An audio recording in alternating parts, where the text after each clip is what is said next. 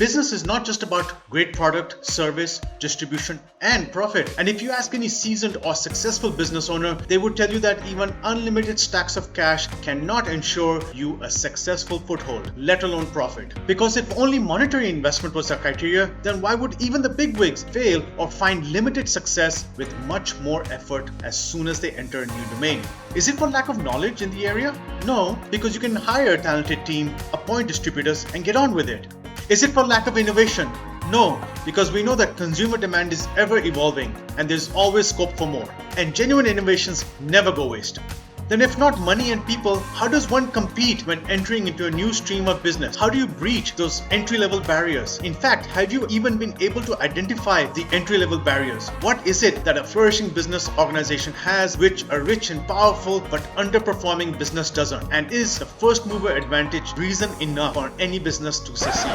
Let me tell you a story and you might have your answers by the end of it. Once upon a time, there was an ice cream seller in a town. He was old and famous. He used to work out of a small cart which was pretty basic and was accompanied by singing parrot hovering over the cart. It seemed odd, but the old man used to call the birds his friends and he would say that they talked to him. All this looked weird at first, but it was working. The old ice cream seller offered just 4 flavors, and no matter what season, what day of the year, he would always manage to sell all his ice candies. He was a hit at birthday parties, marriages, and fairs. His bookings were always confirmed and would always end the day with a stock out. And the most interesting thing about the old ice cream seller and his business was that despite low costs and a fixed 8 hours routine, the old man's profits and successes were for everyone to see. A young man moves to the town and starts his ice cream business in the same area. Like any businessman, he researches about the competition and comes to know about the old ice cream seller. And he figures out he would offer 8 flavors instead of 4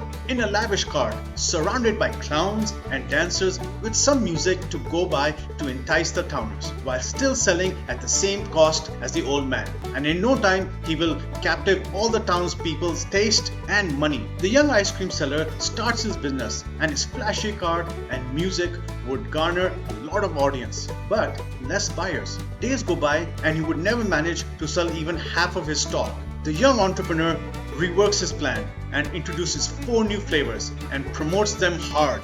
Days go by, but no luck. Out of desperation, he reduces the price, but still no luck. No bump in sales and not even a single event booking. By now, he is in deep trouble because he clearly has no clue about what he was doing wrong, and his debts have risen beyond his control. And one day, it hits him that maybe he is focusing on what the old man is selling, but what he should really be focusing on is how and why old man is selling more. So he follows the old ice cream seller and discovers the genius of the old man. Old man had a small red ledger which he had created over the years, in which he had the record of all the residents of the town, and he would mention who liked which flavors on which day and which season, and he would stock accordingly and would really go back with unsold ice creams. And his friends, the parrots, were not just his companions who would chatter with the old man randomly.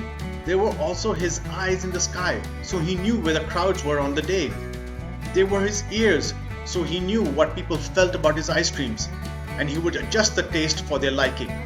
And the parrots were his mouthpiece, who would sing praises all day, so much so that the old man's ice cream cart became synonymous with ice cream.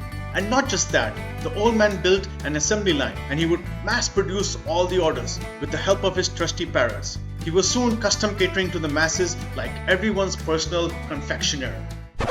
That's immense business power. What if you knew in which area, region, season, which offers what variant sells more? It would be a game changer. And once this is known, imagine if you could clear the noise, remove all the middlemen, and sell directly to your customers, with your retailers acting both as your seller and as a data collection center. What if you could harness the power of all that data and restructure the use of your existing capital towards tighter logistics, sharper deliveries, and reduce the communication layers between the customer and your factory without any loss of information quality? It's not only possible, but doable. Can you find your competitive advantage and then turn it unbeatable and fail-proof? Talk to us.